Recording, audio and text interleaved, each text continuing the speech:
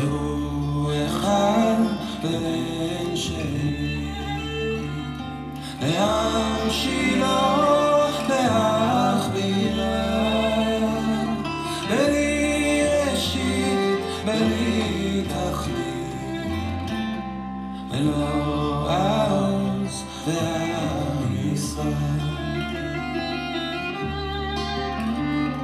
והוא אלי וחי גואלי, את רוכב לי בייצah, והוא ניסי ומעדוס לי, מנת כוסי ביום אקרא, בידו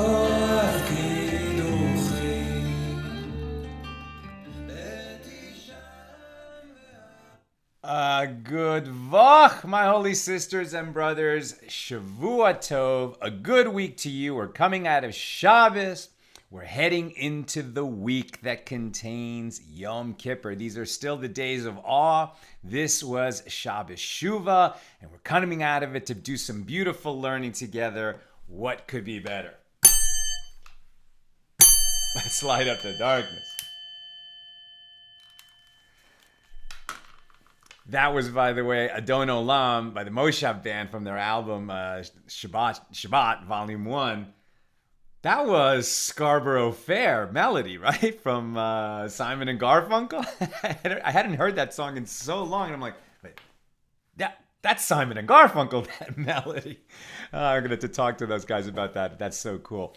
Anyway, who's with us as we get together to do a little learning on a Saturday night? Melissa in Great Neck, Pauline in Arkansas, Rose in New Mexico, Paula in Chicago, Belle in Illinois, Christo in Lubbock, Stephen in New Hampshire, Paul in the Great Northwest, Paula, she got it right, parsley, sage, rosemary, and thyme. Parvati loves this, PK in Colorado, Vari in Central California, Christo Cheney, very good song choice. Love this album. Sharon in New Jersey. Jasmine in Texas. Francisco in California. PK wishing everybody a good week. Jane in Ohio. Over there on the YouTube side. Gigi in British Columbia. And I'm glad that you're here with us, Gigi, because it's your show that you're sponsoring tonight. And Gwen in Michigan, right? Tonight's episode of AT Daily is sponsored by Gigi Beckett. In memory of my parents, Milko and Alta Skoro of blessed memory, and brother Micho of blessed memory. May their memories always be for a blessing. May the merit of our Torah learning tonight accrue to their merit in the world of souls. Gigi, and may you and all your loved ones be showered in blessings, and we say amen. Thank you for enabling us to share more Torah with more people around the world. If you're interested in sponsoring an episode of AT Daily, just go to our website, accidentaltalmudist.org, and follow the donate button. Okay, where are we holding? This is Tractate Beitzah, the 8th volume of the Talmud. We are studying the laws of festivals, the laws that are common to all festivals, which include Rosh Hashanah, Shavuos, Sukkot, which is coming up, Passover, etc. It's called Beitzah because we started with the laws associated, the many numerous areas of law that touch upon an egg that was laid by a hen during the festival, may it be eaten or not. The usual positions of Beis Shammai and Beis Hillel were reversed in the case of the egg, that Beis Shammai were more lenient, Beis Hillel were more stringent. But as we've been working our way through the Mishnas here in chapter 1 of this tractate, we revert to the usual that Beis Hillel is more lenient, and the law generally follows Beis Hillel almost always. We pick it up right at the top of the A side of page 11. We're doing page 11 tonight. By the way, a moment to reflect and remember. Today was 9/11. I'm sure we all remember where we were when we heard and we saw those shocking and tragic images. I want to get his name. I just saw a little video about a hero, Rick Rescorla. Rick Rescorla, who was actually a British soldier of distinction. And then when he retired from the British Army, he moved to New York, and he was the head of security at Morgan Stanley in the World Trade Center. And, after the 1993 bombing, he said this is going to happen again. And he took his job as head of security at that financial institution very seriously, ran drills all the time. And on that day, earlier than anyone else, before, everyone realized what kind of a general emergency this was, I guess after the first plane, he started evacuating everybody from the Morgan Stanley offices. There were thousands of people who worked at that company, and because of his early evacuation orders and the way he stayed with it and in an orderly fashion got everyone out, almost all of the Morgan Stanley employees survived. 12 were killed, including Rick himself, who called his wife, said, "I love you. I've had a happy life. In case something happens to me, I want you to know that, but I can't leave until I get everyone from our company out." And he was up there looking for those other 11 employees, but thousands of lives were saved by Rick, and we honor him and his memory. All right, let's get to our work tonight. So we start at the top of page 11a. The Mishnah taught that if one designated fledglings inside the nest, so we saw that when people were raising doves, primarily for the purpose of eating them, right? Like pigeons and doves can be eaten. It's a kosher bird if slaughtered properly. We saw that you can't just go into your dove. You can slaughter animals on a festival. Slaughter is normally prohibited, but since cooking is allowed on a festival, unlike Shabbos, so then what you need to prepare the animal so that you could cook it is also going to be permitted, and that means that you can slaughter the animal, roast it, and then eat it on the festival to promote the joy of the festival. But what we saw is that you have to designate those doves that you're going to take before the festival began. You can't just choose them after the festival starts for various reasons. So now we're talking about, well, what happens if you designate certain birds that you're going to eat on the festival, and then when you go to the dovecote to get them, they've moved around, or they seem to be in a different situation, or maybe there were white ones and now there are black ones, and the same number of birds are present, or in one of the cases a different number. What do you do? And generally speaking, the overriding principle is if the birds that you designated are not identifiable as such very specifically, and you know those are the birds that you chose before the festival, then you're not going to be able to take substitute birds on the festival. And so here are some laws about cases that come up where you can't be sure if these are the birds that you chose or not. So the Mishnah taught that if one designated fledglings, young doves, inside the nest, and then he found them in front of the nest, so they are prohibited, because the ones that you designated might have left the nest, and the birds that you're finding in front of the nest might be other birds that ended up in that spot.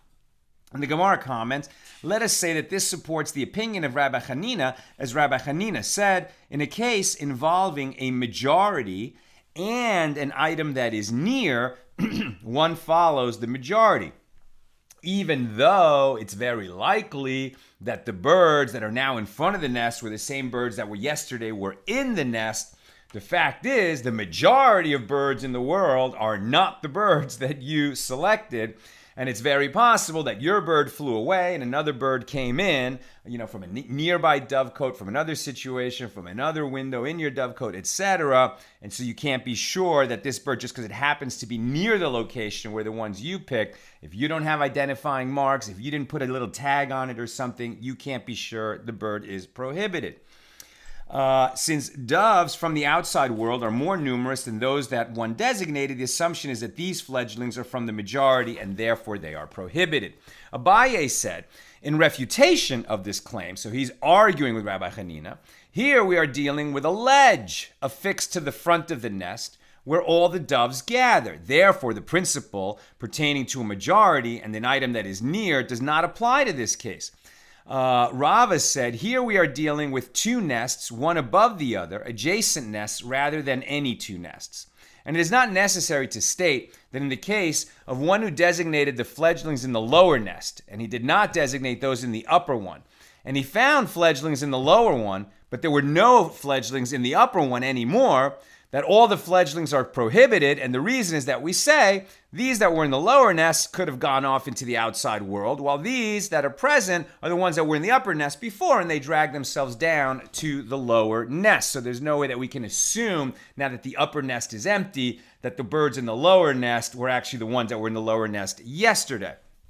Rather, even if one designated fledglings in the upper nest, and he did not designate fledglings in the lower one, and he came and he found fledglings in the upper one, and he did not find fledglings in the lower one, those in the upper nest are also prohibited. As we say, those that he originally designated went to the outside world, and those in the lower nest have clutched and climbed. Therefore, there is cause for concern in both of these cases. Even though it's unlikely that the little baby birds went up to the upper nest, it could happen. And so you can't assume that the birds that are in the upper nest now are the same ones you designated yesterday, given that the lower nest is empty. Even though it seems more likely that the birds in the lower nest just flew away and the ones in the upper nest are the ones you chose yesterday, you can't be sure. The Mishnah states that if there are no others there apart from them, they are permitted. Okay, so if there's no other birds that could have come in and out, now it seems okay. The ones that you chose, these must be, and they just move from in the nest to in front of the nest, but there's no other birds in the area that could have come in, so it must be that these are the birds you designated. However, if it deals with a case where there's another dove nest within 50 cubits, the fledglings might have jumped and come from that nest, and if there's no nest within 50 cubits, it is obvious that they are permitted, for from where could they have come? As Mar Ukva Bar Chama said, with regard to any creature that hops, it does not hop more than 50 cubits. So if you think about, we once had mourning doves nesting in a flower box outside our balcony years ago. And, when the babies were big enough to get out of the nest, they weren't really flying yet, but they could get out, hop around, start to fluff their wings a little bit, fly just a little bit. It's more hopping than flying. So the general measure seems to be from our sages that they're going to move about 50 cubits and not more than that, about 75 feet. Given the geography of that building that we lived in, that was about right. And the Gemara answers, actually it is referring to a case where there is another nest within 50 cubits, and it deals with a situation where the additional nest is situated around the corner from the first nest, rather than in a straight line from it. Lest you say the fledglings jump from one nest to the other, the Mishnah therefore teaches us that anywhere that a fledgling hops and turns and sees its nest, it will continue to hop. But if it can no longer see its original nest, it will not hop any further. And that concludes our discussion of Mishnah number 4 here in chapter 1. Now we move on to Mishnah number 5. Beis Shammai say, one may not take a large pestle from a mortar, which is normally used for crushing wheat in the preparation of porridge, for any other purpose on a festival, for example, to cut meat on it, and Beis Hillel permit it. Okay, so a mortar and pestle, you probably know what that is, but in case someone's unfamiliar, generally speaking, a mortar is a bowl made out of a very hard substance like stone, and the pestle is some kind of a rod, often with a rounded end, and that you kind of pound and then crush. Small mortar and pestle is used to crush spices, right? Like you take dry chili peppers and then you crush them in the mortar and pestle, and that's how you get the spicy flakes that you could use to season some food that you're cooking. And a large mortar and pestle was originally, before they had, flour mills, before they had that kind of technology of a millstone to grind wheat, on a small scale, sort of primitive people, right, would have like a large bowl and a large pestle, and they would actually grind wheat with it, so they could turn that into a porridge. Can you grind wheat to make porridge on a festival? Yeah, if you're going to eat porridge. But if you're, going to use it for some other purpose, then it's muktzah, right? So normally when people are grinding wheat, for example, it's to sell the wheat. Okay, so that you can't do on the festival. The only thing that's permitted is what you need so that you can enjoy the festival, something that you're going to cook that day on the festival. as opposed to Shabbos, when no grinding would be permitted at all, because no cooking is allowed on Shabbos. So it's such a funny thing that they're saying, okay, for some reason, somebody might take that large pestle and cut meat on it. I'm trying to understand why you would do that, but I guess, they had a limited number of, kitchen devices in ancient times. And maybe for some reason you didn't have a cutting board. You didn't have a place where you could rest the meat to cut it. So maybe you would think to cut the meat on the pestle. You have the sharp knife. You don't want the meat to touch anything else for whatever reason. So you might use the pestle to cut the meat and then you throw it in the oven or on the grill. Okay. So one may not take a large pestle from a mortar for any other purpose on the festival, for example, to cut meat on it. You can't do that, according to Beis Shammai, but Beis Hillel permitted. Likewise, Beis Shammai say, one may not place an unprocessed hide before those who will tread on it, as this constitutes the prohibited labor of tanning on a festival, and one may not lift the hide from its place. It is considered muktzah unless there is an olive bulk of meat on it, in which case it may be carried on account of its meat, and Beis Hillel permit it in both cases. So, you can slaughter an animal on a festival so that you can barbecue it and eat it, right? You're going to have to butcher it, you're going to have to roast it, and then you're going to have to eat it. Part of butchering it is taking off the hide. So you can certainly take the hide off the animal. Now you've got this hide, right? Eventually that could be turned into leather of some sort, whether it's sheepskin or cow skin, whatever. But normally the process of turning a hide into leather, that's tanning. It's an involved and multi-step process. And it was really considered one of the harsher labors that people could be involved in because it was very smelly, involved, stain-producing chemicals, etc. Certainly the kind of work that you should not be doing on a festival.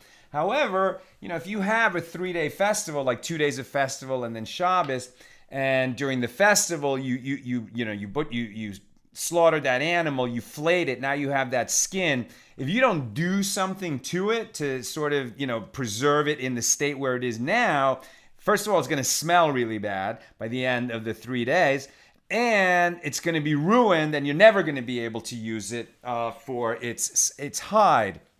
So, certain little preliminary steps that Beis Hillel permit is that you could let people walk on it, right? Like somehow that's going to start, even though that's the start of the tanning process, kind of trampling that hide, it's going to initiate that process. All people are really doing is walking on it. Beis Hillel is going to permit that because otherwise people are going to have to be so careful never to step on a hide that they happen to have taken off an animal, and that might actually lead people not to slaughter the animal to roast it and eat it. They might be inhibited because they're afraid that they're going to run into one of the prohibitions of tanning while they're slaughtering the animal. So Beis Hillel are going to be quite lenient in this regard. Likewise, if you absolutely couldn't do anything with it, then as soon as you slaughter the animal and take off the hide, wherever it came to rest, you can't move it unless you put some meat on top of it. And now you're just using the hide as a vessel to convey that piece of meat. But Beis Hillel say, no, you can move it. It's just part of the process of slaughtering the animal that after you slaughtered it, the hide have to put somewhere. That's okay. Gemara. The sage taught in a Beitzah, and Beis Shammai and Beis Hillel agree that if one already cut the meat he needs for the festival on the pestle, right? So Beis Hillel permit doing that in the first place. Beis Shammai prohibit. But if you did cut the meat on the pestle, then Beis Shammai would agree that if one already cut the meat that he needs for the festival on the pestle, it is prohibited to move the pestle any further on the festival. And the reason is that the vessel is muktzah as a utensil whose primary function is a prohibited use, grinding, and therefore it is permitted to handle it only when one requires it for the needs of the festival. Recall that in this case, you're not using the pestle to grind some food that you're going to eat on the festival. You're just using the pestle as a kind of, base to cut the meat on. Okay, now you've finished cutting the meat. You can't touch it anymore. That's according to this sage in the Beitzah. Abaye said, this dispute applies specifically in the case of a pestle. However, in the case of a wooden anvil, which is used for breaking bones after you slaughter the animal, you would then want to break the bones, everyone agrees that it is permitted. And the Gemara asks, this is obvious. We learned in the Mishnah, a pestle. Why would one think that an object not even mentioned in the Mishnah is prohibited to touch or to move or to use with it in some other way? And the Gemara answers, Abaye's statement is necessary, lest you say, the same is true, i.e. that Beis Shammai and Beis Hillel disagree, even with regard to a wooden anvil used for breaking bones. And that which the Mishnah specifically teaches, a pestle, is used to convey the far-reaching nature of the lenient opinion of Beis Hillel, that they permitted moving even an object whose primary function is for a prohibited use. Abaye therefore teaches us that Beis Shammai and Beis Hillel did not disagree with regard to a wooden anvil used for breaking bones.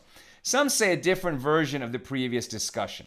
Abaye said, it is necessary to say only, even a new wooden anvil used for breaking bones is also permitted, lest you say, perhaps one will reconsider and not break bones on it, but rather set it aside for a different purpose. Abaye therefore teaches us that this is not a concern. And the Gemara asks, is that so? Beis Shammai, is it true that Beis Shammai are not concerned about the possibility that one might reconsider? So the point is here, if you're talking about a muktzah item, an item that normally is only used for an activity that's prohibited on the festival, and therefore you shouldn't touch it at all, but you could use it for a permitted use, right? So the pestle, according to Beis Hillel, that doesn't have a permitted use on the festival because grinding is not permitted, this kind of grinding, in the large mortar and pestle.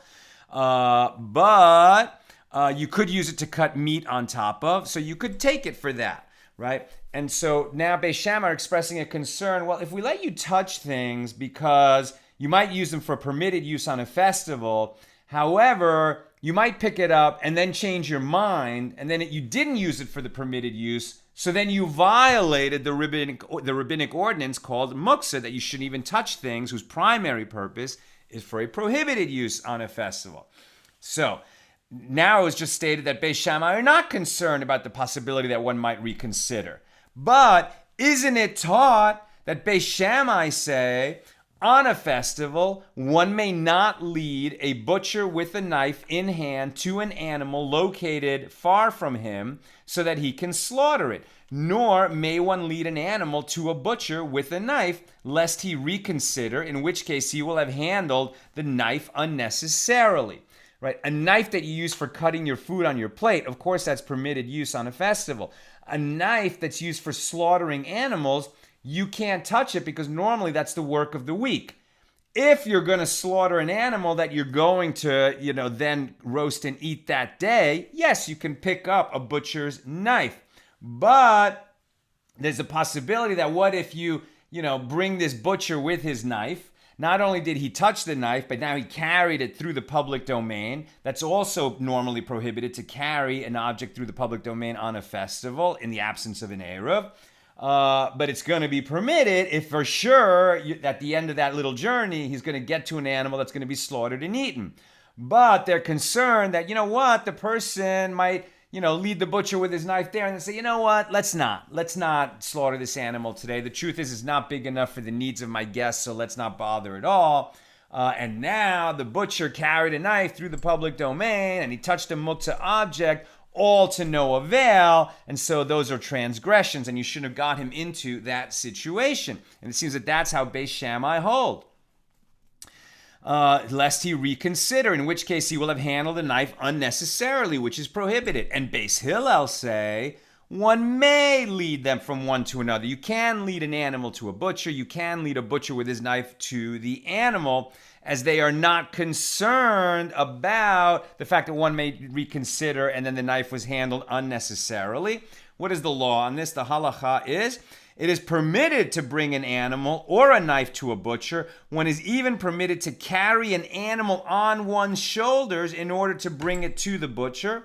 A butcher is permitted to carry a knife to a place where there is an animal to be slaughtered, even if it could have been slaughtered before the festival. And this ruling is in accordance with the opinion of Beis Hillel. Now, you might have thought that they said, well, listen, You could have slaughtered that animal before the festival. You could have carried that animal to the butcher before the festival. You didn't do it then, so you can't do it now. But Beis Hillel don't hold like that. They have the much more lenient position of, yes, you can carry the animal, you can carry the knife, you can do these things to promote rejoicing on the festival, since having a meat fest on the festival promotes rejoicing on the festival.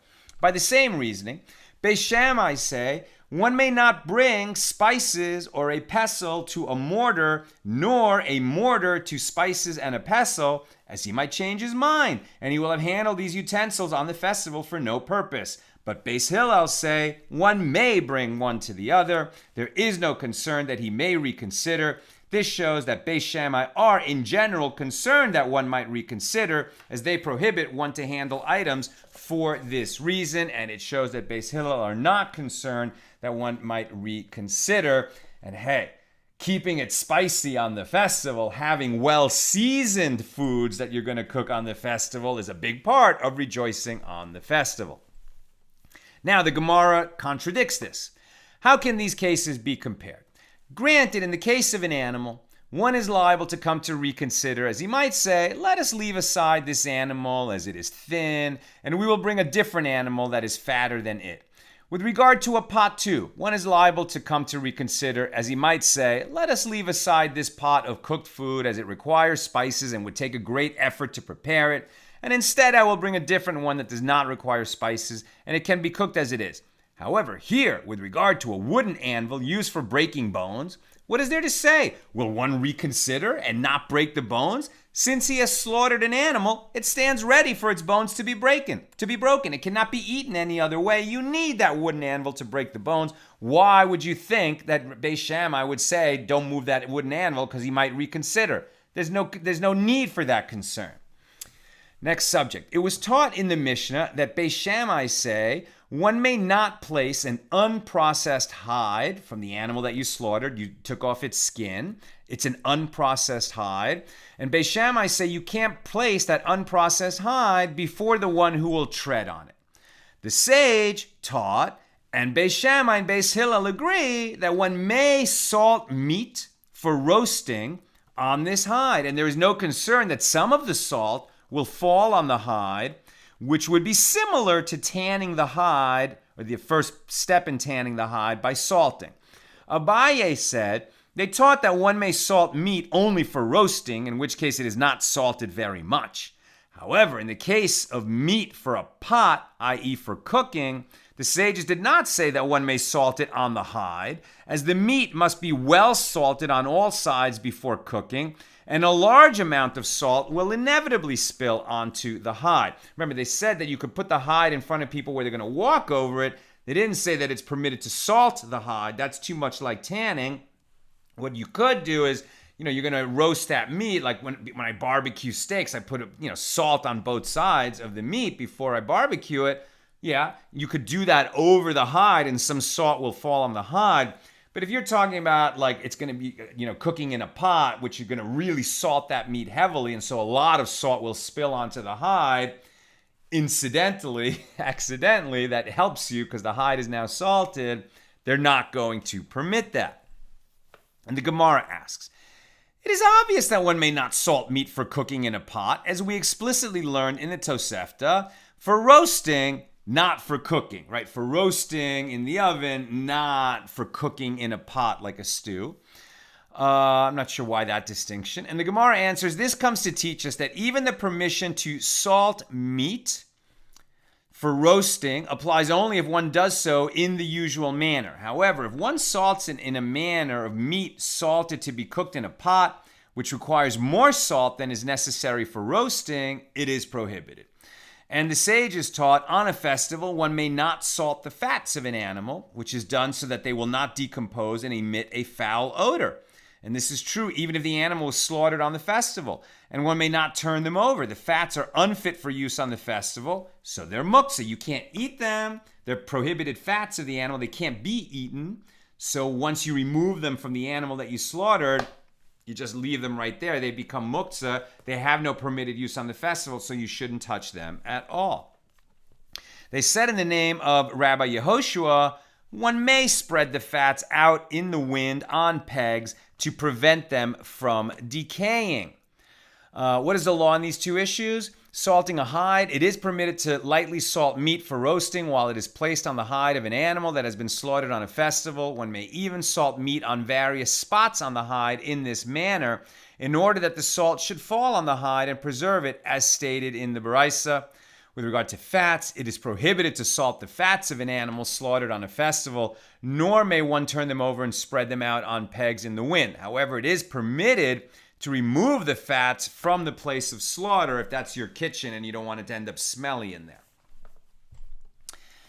Where am I? Okay. Rav Matana said the law is in accordance with the opinion of Rabbi Yehoshua. That he said you could spread those fats in the wind to prevent them from decaying.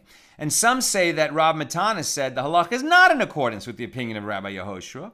And the Gemara asks, well, granted, according to the one who said that the law is in accordance with the opinion of Rabbi Yehoshua, the statement is necessary. Otherwise, it might enter your mind to say that since this is a dispute between an individual and the many, one should apply the principle that the law is in accordance with the opinion of the many. And Rav Matana therefore teaches us that in this case, the law is in accordance with the individual. However, according to the one who said that the law is not in accordance with the opinion of Rabbi Yehoshua, that's obvious. In a case involving an individual and the many, the law is in accordance with the many. And the Gemara answers, this ruling is nevertheless necessary, lest you say Rabbi Yehoshua's opinion is more reasonable. For if you do not permit him to air out the fats, he will refrain and not slaughter an animal at all. And Rav Matana therefore teaches us that this factor is not taken into consideration. Nevertheless, the law is not in accordance with Rabbi Yehoshua.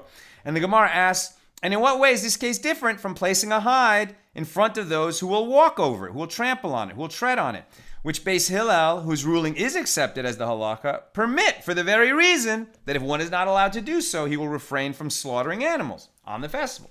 And the Gemara answers, there, in the case of spreading out the hide, the matter is not so evident that it is spread out for tanning, because in its current state, it is fit to recline on. And therefore it can be said that one placed it for this purpose.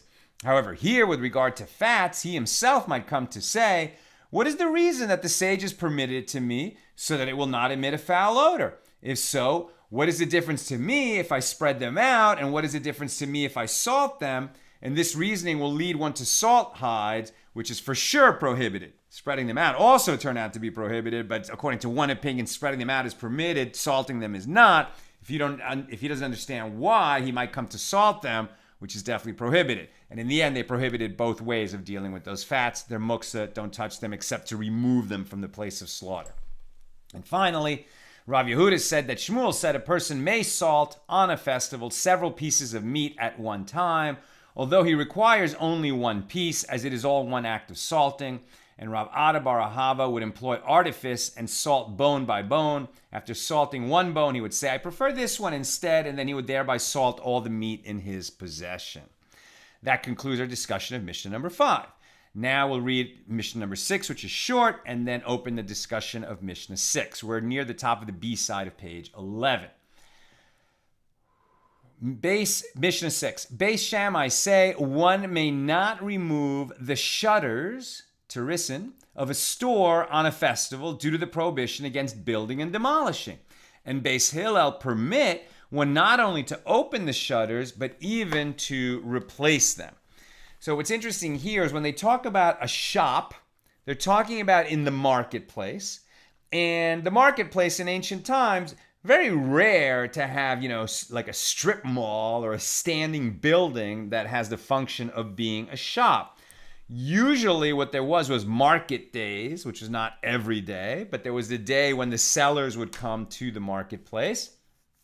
And they had in the marketplace wagons or stalls that were temporary, that were mobile and were not considered buildings. So a wagon actually has the status of a vessel or a utensil.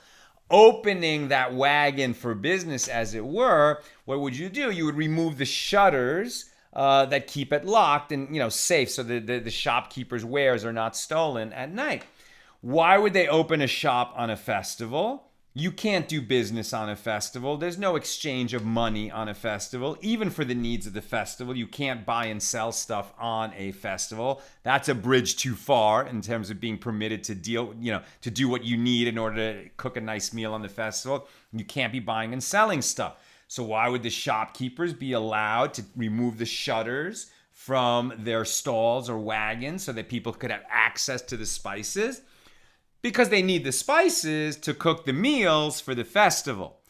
Are the shopkeepers just going to let people take spices from their shop and trust them to pay the shopkeeper after the festival? Yes, that's what they're going to do. People could come, get what they need, and then they would pay after the festival. And shopkeepers who trusted their clients enough to do that were permitted to remove the shutter, even though it seems a little like construction or demolishing for the purpose of construction. We've seen this discussion before in Tractate Shabbos.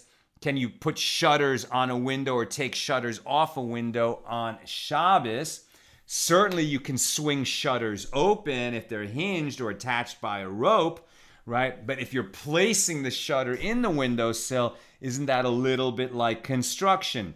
Maybe yes, maybe no. There were divergent views on that matter. But when you're talking about putting shutters on a wagon or a stall, which is not a building, which is not a permanent structure, then for sure it's going to be permitted, at least by Beis Hillel. Beis Shammai say it's too similar to construction, and they prohibit.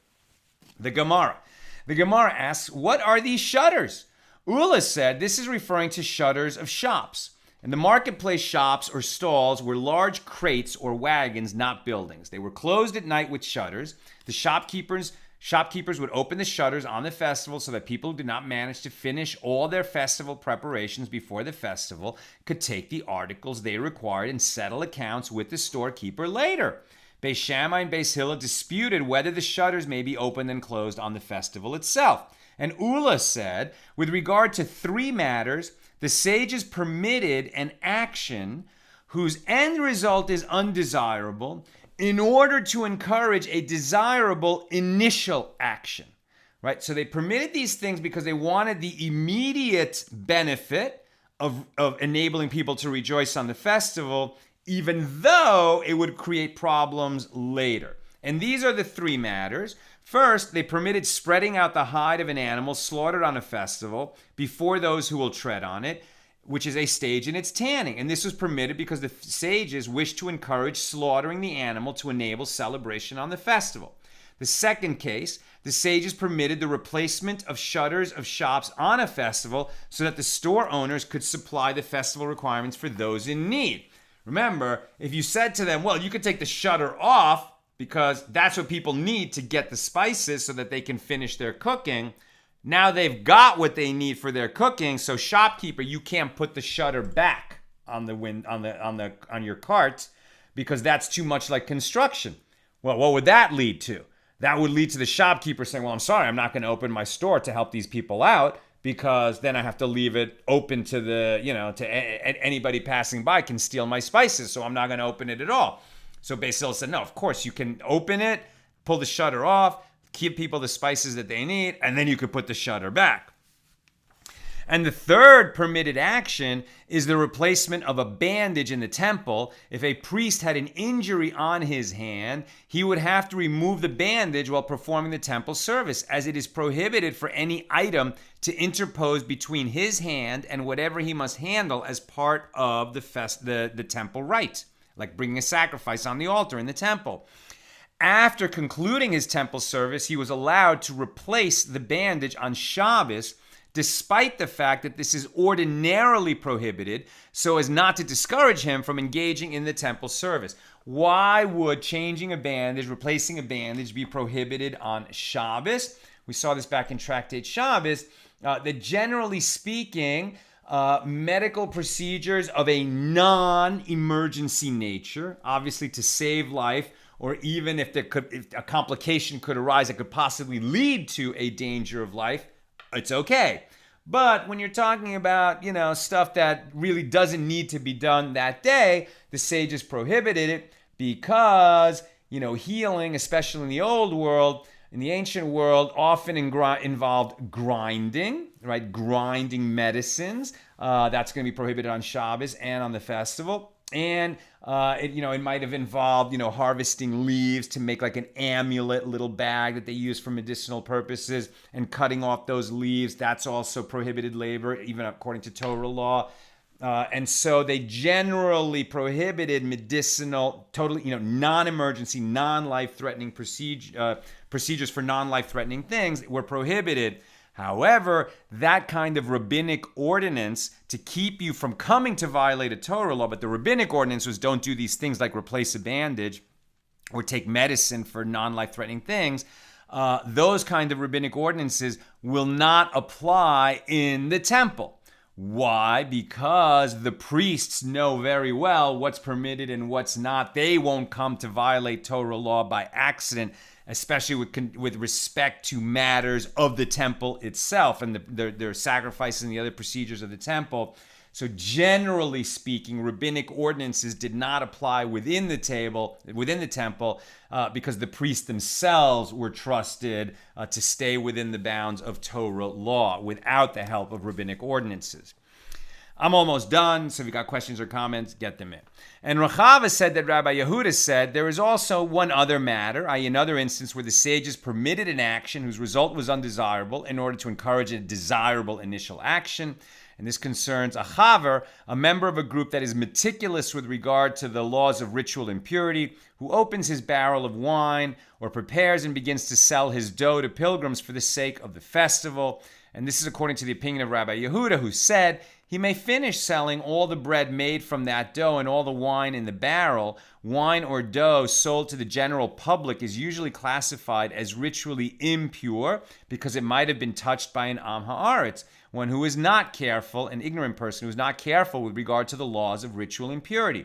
During a festival, however, the sages decreed that all wine and dough sold in Jerusalem is ritually pure. You don't have to worry that the ignoramuses might have touched it after touching a sheretz or some other source of impurity, so as not to embarrass ignorant people. And they may therefore be bought even by a chaver. So the chaverim were the very pious people who, even though they were not priests, they were meticulous about what they ate, and they would always ensure that what they ate was in a state of tahara, in a state of ritual purity. But during a festival, all the wine and dough that was bought and sold in Jerusalem was deemed to be ritually pure, so that everybody could have a good time in Jerusalem and not worry about this stuff. And it's an amazing thing because, some of that wine and dough probably was touched by an ignorant person who had touched some source of impurity. But the sages said, we're going to make a blanket declaration. This stuff is all pure. You don't have to worry about it, because the needs of rejoicing in Jerusalem during a festival, outweigh the needs of these extremely pious people to keep their food in a state of absolute ritual purity. And we're going to leave it off there. Okay, let's go to questions and comments.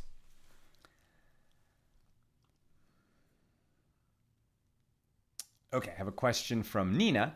If a priest had a bandage, wouldn't having a wound disqualify him even without the bandage? What a great question, because we've seen before that if a priest has a blemish, while he has that blemish, he is disqualified from bringing offerings in the temple.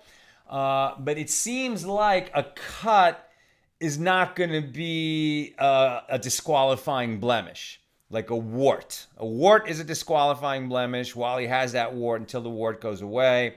But somehow a cut is not going to do that. And the key with the bandage was, just like the priests, even in the middle of the winter, when it gets very cold in Jerusalem, could not wear shoes on their feet because their bare feet had to be in contact with the temple, right, the floor of the temple, and their hands had to be in contact with whatever they were doing, bringing the incense offering or a piece of meat for the altar, etc. It had to be their hands. There could not be any interposition.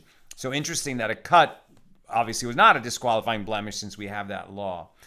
And finally, Yosef says, I understand that the 39 malachos, these are the 39 categories of prohibited labor, that are prohibited on Shabbos, and then most of them are prohibited on festivals as well, but cooking is permitted for the needs of the festival, and then other laws are going to be able to be violated as long as it's for specifically connected to cooking. Says Yosef, I understand that the 39 malachos have to do with the activities done in the Mishkan tabernacle, but I'm still unclear why, because those actions were done by Levites.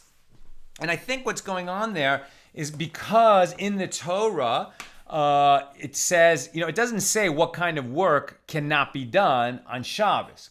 But what it says is no work may be done on Shabbos.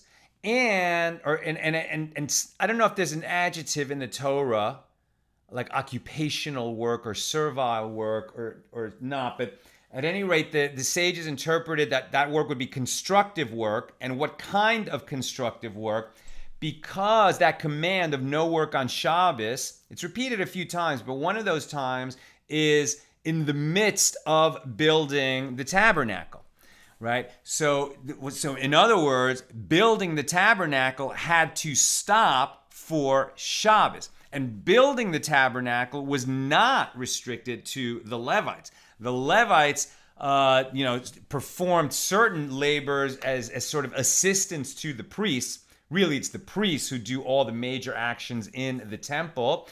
But the Levites would carry the pieces of the temple, of the Mishkan from one place to another. That is true. But when we're talking about the original labor to construct the Mishkan, all the weaving that had to be done for the cloths, that covered the Mishkan, all the carpentry that had to be done, all the measuring and planning and sort of architecture modeling that had to be done, the dyeing, the writing, the salting, the weaving, etc. All these different labors, that was not limited to Levites only. Many people participated in that labor, but all that labor had to halt for Shabbos, even though they were constructing, the holiest structure that had ever existed in the history of humankind. It had to stop for Shabbos, and from that, the sages derive that the kinds of work that are prohibited on Shabbos are the kinds of work that were involved in constructing the Mishkan, and so that's where we get the 39 malachos. Okay, my friends, that's what I've got for us tonight. With God's help, we'll be together again tomorrow night for page 12 here in Tractate Beitzah at the usual time, 6 p.m. Pacific. Have a good vach, a good week.